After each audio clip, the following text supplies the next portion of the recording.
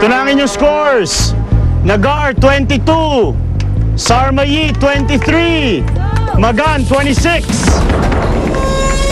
Naging 26 yung computation para sa amin. Kalaban namin, 22, 23. So yung sa amin na Magan, yun ang pinakamabigat. Simulan na natin ang Endurance Challenge. Survivors! Ito ang inyong unang Endurance Challenge for Immunity! Ready! Positions! On my cue! Bibitawan ng mga miyembro ang baskets!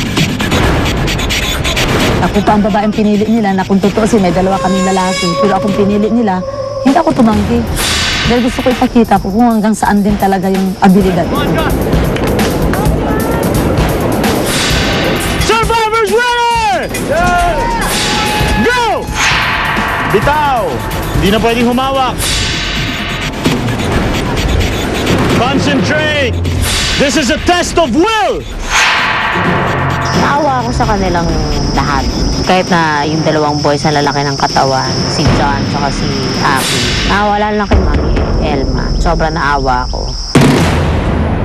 How much do you want to stay in this island? This is for immunity! Holding hands kaming apat nila Moy. Kasi parang feeling na pagsalita kami, baka wala siya sa focus niya. Minsan mas okay na tatahimik ka lang, parang go dyan, okay na pa-isa-isa, dalawa. 1 minute is up!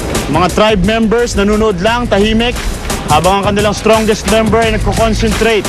Yung stick wasn't even, so there was more weight on one side than the other. That was our fault, I think, when we put it on her.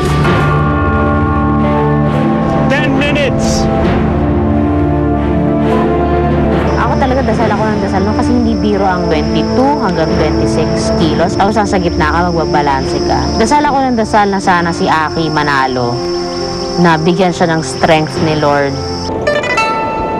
Aki, mukhang nangangalay na ang legs.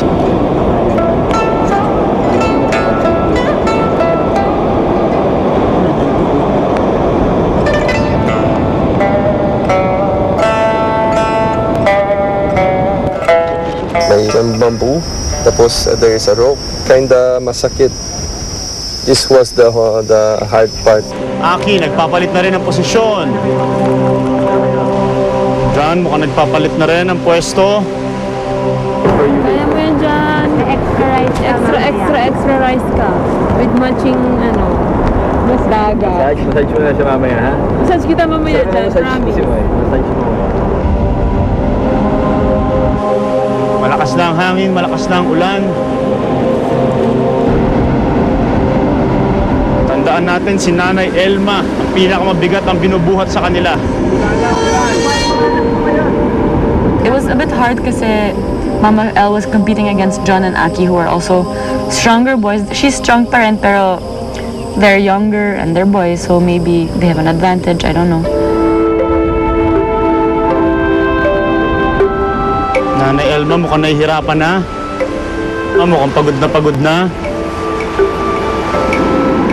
Naayos na niya yung pwesto niya. Hindi never nangatog yung legs niya. Mas malalim pa rin sa kanan mo, Mama El, ha?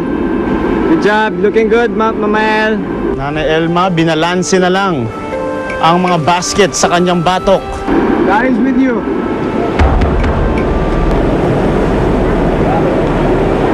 Nababasa ko yung isip ng dalawang tribo, yung nakatayo. Antayin lang ako nito dahil babae, tapos mabigat pang napunta sa akin. Iyon ang nasa isip nila. 34 minutes! I was trying to play the mind game during the endurance challenge. I told Mama Elma, mabigat yan. 26 kilos. Not because I was trying to be mean, but I was trying to, get to her head.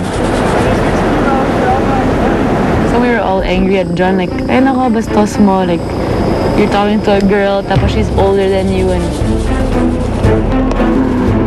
I just feel bad about Nanay Elma kasi disrespect. Baka sa tingin nila mayabang ako, pero hindi. Like I said, I joined Survivor to win 3 million pesos. Pinadya talaga ng Diyos na bigatan.